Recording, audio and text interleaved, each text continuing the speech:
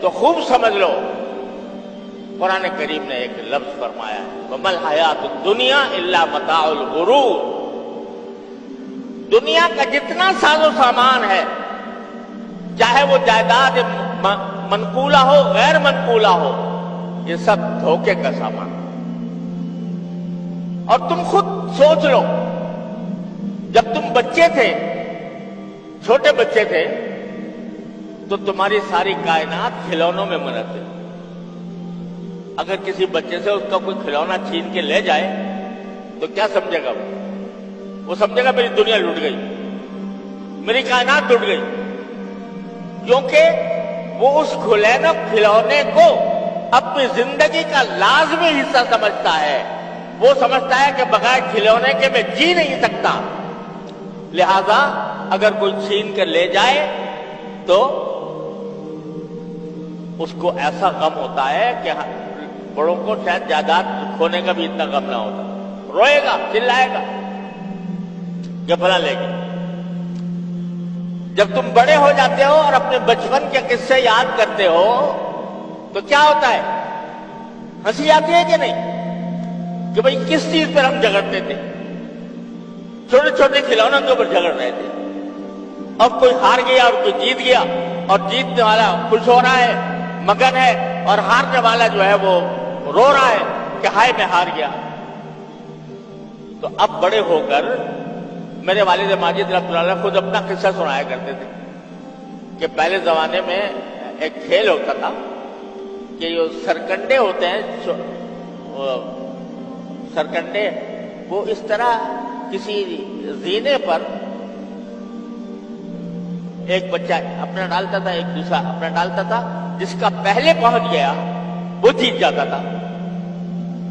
اور جیتنے کے نتیجے میں وہ دوسرے کا سرکنڈا قبضے میں کر لیتا تھا۔ تو حضرت والد صاحب فرماتے ہیں، میں ایک مرتبہ بچپن میں میرے بڑے چچازاد بھائی تھے، وہ مجھ سے بڑے تھے، ان کے ساتھ وہ سرکنڈوں کا کھیل کھیل رہا تھا۔ تو فرمایا کرتے تھے کہ میں کھیل میں تو ہمیشہ پچھڑتی رہا، تو اس واسطے جب میں نے وہ کھیل شروع کیا تو میرے جو بھائی تھے وہ میرے سارے سرکنڈے جیت لیے انہوں نے۔ میں ہارتا چلا گیا اور وہ میرے سرکنڈے قبضے میں کر۔ فرماتے ہیں مجھے آج تک یاد ہے وہ غم اور صدمہ اس کا کہ میری کائنات جڑ گئی۔ یہ ہر شخص کے ساتھ پیش آتا ہے، کوئی دنیا میں ایسا نہیں ہے جس کے ساتھ یہ واقعہ پیش نہ آتا ہو۔ لیکن بڑے ہونے کے بعد جب اس واقعے کو یاد کرتے ہو تو ہنسی آتی ہے کہ نہیں کہ ہم کیسے بیوقوف تھے، کس چیز کو اپنی مال و متاع قرار دے رہے تھے، کس چیز کو اپنی کائنات سمجھے ہوئے تھے، کتنے بیوقوف تھے۔ اب آج بیوقوفی پہ ہنستے ہو۔ جب بندہ ذرا بڑا ہوتا ہے، جوانی کے ابتدا میں اس کو زیب و زینت کا شوق ہوتا ہے کہ بھئی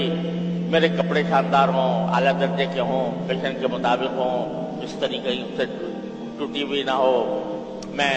ایسا چشمہ پہنوں یا چشمہ پہنوں، میں ایسی ٹوپی پہنوں، میں ایسے دیکھنے میں اچھا نظر آؤں۔ جب میری عمر کو پہنچ گئے تو وہ ساری زیب و زینت کا جو شوق تھا وہ فنا ہو گیا، اور اب بچوں کو جب اس میں وقت گزارتے ہوئے دیکھتے ہیں کہ وہ اپنے آپ کو زینت کرنے کے لیے اپنا وقت صرف کر رہے ہیں تو ان کے اوپر ہنسی آتی ہے، اور یہ معلوم ہوتا ہے کہ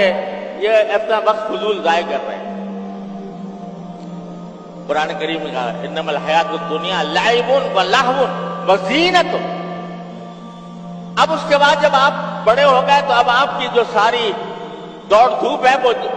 دنیا کی جائیدادوں کی طرف ہے، میری زمینیں اتنی ہو جائے، میرا گھر اتنا ہو جائے، وغیرہ وغیرہ۔ تو وہ جب وہاں پہنچیں گے اللہ تعالی ہم کو عافیت کے ساتھ جنت پہ پہنچا دے، وہاں جا کر جب پہنچیں گے اور دیکھیں گے کہ ہم زمین جائیداد پر لڑا کرتے تھے،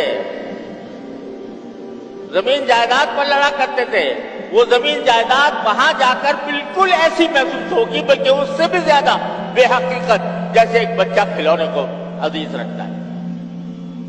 تو چونکہ رسول کریم صلی اللہ علیہ وسلم وہ منظر اپنی آنکھوں سے دیکھ رہے ہیں کہ ایک وقت ایسا آنے والا ہے جب یہ بندے وہاں پہنچیں گے